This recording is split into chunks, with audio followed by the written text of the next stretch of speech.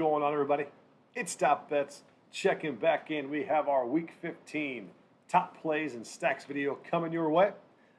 Before we do get into the top plays and stacks, make sure you check out our free Discord. That is in the description below. We got about 250 plus members, all for free. Give out the daily NBA props, daily NFL props.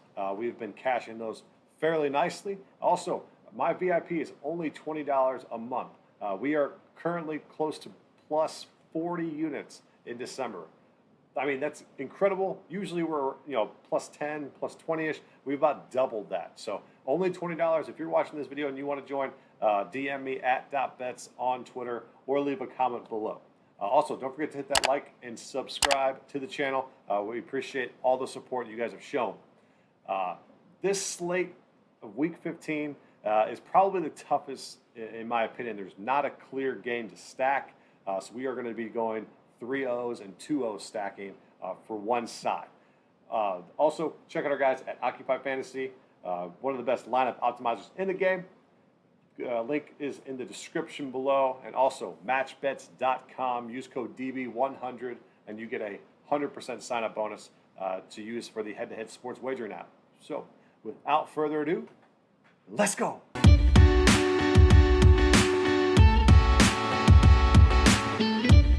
All right, so let's get right into our top stacks of the week. So we are going to be on a lot of one-sided stacks. So I do a lot of 20 max lineups. So I'm going to pick 4 games, and I'm going to go. So those will be my 4 quarterbacks that I have in my player pool, pretty much. The first, in particular, one that I really, really like, and this could potentially be a 3x1, a full game stack, but I'm not probably going to do it, is with Matt Stafford and the Rams. I'm going to go with the Rams side. I like this game just because the Rams put up a lot of points, and I think they're projected probably a slate medium, about 24 points. But if you throw Stafford in there, we'll see what happens with Darrell and Sony. But you have Rashad Penny, who should be the lead back with no competition. As you see, Homer's the only one besides him. And then you have Lockett, who just went on the COVID-19 list. Talking about that, things can change by the day. So if anything does change, make sure you check out our Sunday on the dot live stream, which we will finalize everything. If you got any further questions, hit me up there. But you got to throw in Cooper KUPP here. Been an absolute beast. He was the first look cover boy.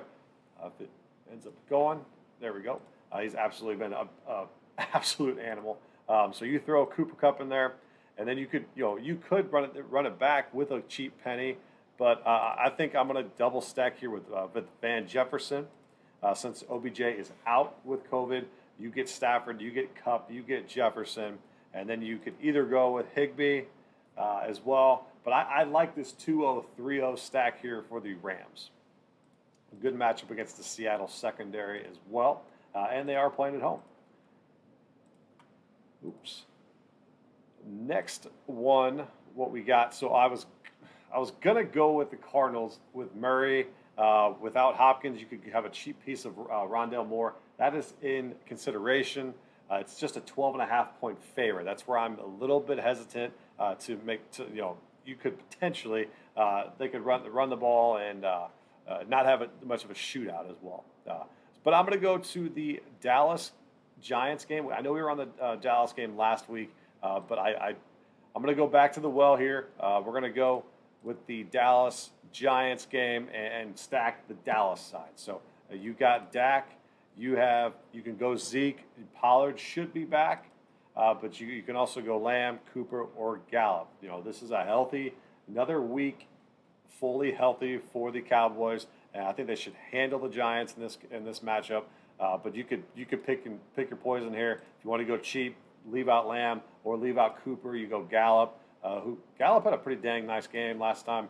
9 targets. He's gotten a lot of run. And being 5,500, he's had the same price as last week. Not a bad idea. Come back with Lamb, and then we fill in the rest of the pieces with our top plays. So just a thought there with the Dallas offense. And if you're 2-0 stacking, just stack Dak CeeDee Lamb as well. You can go that route. And then, disgustingly enough, I'm going to recommend the Pittsburgh Steelers. Deontay's the cover boy. I absolutely love him this week. I love all the pass catchers for the Steelers, and why would I not like Big Ben with that? So I know he's questionable, but he's going to be fine. So you go Big Ben. You could pair him, with Najee, who gets passing game downs. You could go with Deontay Johnson at 7,500, or you can go Claypool at 5,900 as well. So Claypool, and then you throw in a Deontay. You could 2-0 stack it. I'd probably just go Big Ben and Deontay, or you can go these three as well. So I like that. Or you can go with the Muth, the tight end Muth. So then the most disgusting one that I think you could go this week is, if I could find him, right above it. So Tua, the Miami Dolphins offense. Depending on who the hell is playing for them with all the COVID issues, at the running back position, I'm probably going to fade that. I'm going to actually just circle these guys only. As you guys can see over here, all of them are on the COVID-19 list or IR. Duke Johnson's the only healthy back at the minimum price. Potential lock button, potential. We'll see how it progresses. But he's looking pretty dang nice as a minimum price play here. Then, but for the receiving core, you have Waddle out with COVID, so that solidifies Parker at 4,300 and a very good matchup for him. So you could go Tua and DAVANTE, and then you could have probably one of the best tight ends on the slate here in Gesicki. So Tua, Parker, and Gesicki is a nice 3-0 stack. If you wanted to come back with maybe a cheap piece with the Jets, you could go Berrios. But like I said, this is disgusting. This is high risk though. You gotta feel bad about your lineup sometime, and they're gonna pop off. So those are my 4 one-sided stacks that I'm on. Not going to probably play a lot of 3-1 stacks this week, just with how all the game environments are scripting out with everything going on. So that's what I like. Top plays are next.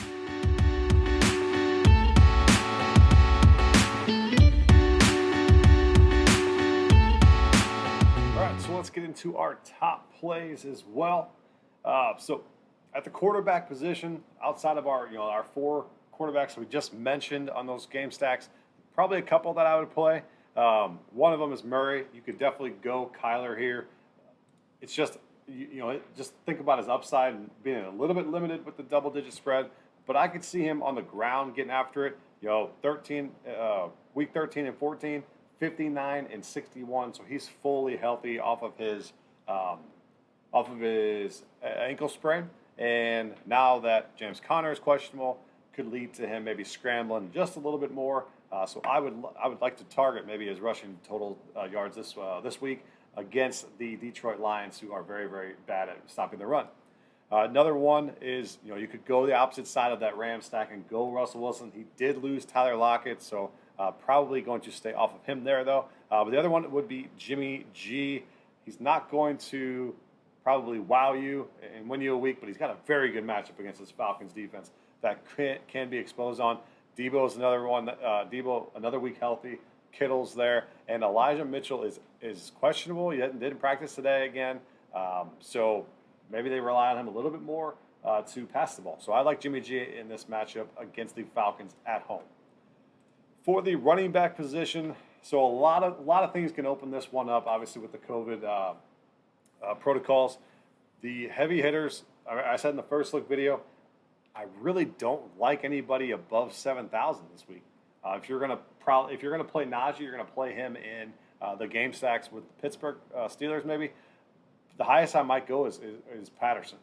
Patterson, he just has got a very, very solid floor. His floor that's an outlier. It was a blowout game there, so his floor is probably anywhere between 10 to 12, and you get that. You can at 6,900 you can work with that, but he's got a ceiling that's very, very high. Works both as a receiver and a running back. Pretty much been a cheat code all season long, so I like Patterson this week. Keep an eye on Aaron Jones. If Aaron Jones does not go, you fire up A.J. Dillon. So that's another question mark there. Same with James Conner. That's like I've been talking about him with Murray situation. If he does not go and Edmonds comes back, or if Benjamin is there, you go to one of those running backs. So that is to be determined still as this one is being taped. So tune into Sunday's stream to make sure you know that. Same with Eli Mitchell. We just discussed that with the other guys. So another one that popped up today was Javonte Williams. He didn't practice today with knee, but he expects to play. As you see below here, it just swelled up a little bit, so we're going to give him a day off. I don't believe he's going to miss this game, but it's something to monitor. So if Javonte's out, you fire up Melvin Gordon. So maybe Melvin just is in our player pool to begin with. So I like Melvin Gordon this week. He showed his burst last week, 24 attempts, 111 yards, 2 touchdowns. I know this is against the Lions and this is against the Bengals, but they're still at home. I like that matchup here. Then keep an eye on the Henderson-Michel one as well, because that's the best one. You got a second best matchup there with the Seahawks, and then the Miami Dolphins running back room that is got a bunch of COVID issues there. If Duke Johnson is a $4,000 single back, pretty much being the lead back, we're going to have to play him. We're going to have to get him into our lineups, and it's going to allow us to do a lot of other things. The other one that I wanted to express, this possibly is going to be my top play. Possibly. I'm going to have a good, heavy amount of exposure here. I know he was a non-participant in practice on Thursday, but the interim coach after Urban Meyer got fired literally said he's going to be treated as our starting running back. And if you remember early on in the season, 25, 20, and 24 points. So he has the ceiling play and a pretty dang good matchup with the Texans. So I'm going to target James Robinson a lot here. And if there's anybody that I'm missing that you guys are liking, hit the comments below. Let me know who you guys are on for the running back position as well. Wide receivers, they're going to be ones we just discussed in our stack. KUPP, you could go with Davante Adams. He's, his target share is obviously incredible, and he's at 8,900. 33, 21, and 37. He's been absolutely balling the last 3 weeks. Hasn't gotten below 100 yards receiving. So you could fire him up. Debo, another one that you can fire up. Diggs, I'm a little bit more questionable with because of Josh Allen's injury. I'm kind of off. I'm just kind of off that game in general right now. I don't like how it's kind of shaping up for me. Then you got Deontay and CeeDee Lamb. I like the top chalky receivers a lot this week, and then you could pair them a lot with those value running backs if they come up. Like I said, we're not going very, very expensive at running backs, so we got opportunities there. I would assume DK Metcalf is going to be very popular at 6,200, knowing that Tyler Lockett is out. So we got to see ownership there to see if we're going to match the field or if we're just going to lay off there. You got Russell Gage, who's been coming back, being pretty much the number one receiver there. 9, 18, 26, and 10 fantasy points. He's serviceable at 5,800 if you need a piece to round your lineups here. And let's not forget about Julio Jones. Everybody was on Julio last week, and he kind of he didn't pan out the way a lot of people wanted him to pan out with seven fantasy points. However, another week healthy. I'm okay with going back to the well there with Julio Jones. Some of the guys that busted last week again, the Jets receivers, Crowder, Berrios. You can go those guys. I like Crowder a lot here. I'm going to go back to him. He's $300 more expensive, meaning I think everybody knew he underperformed, and he was underpriced last week.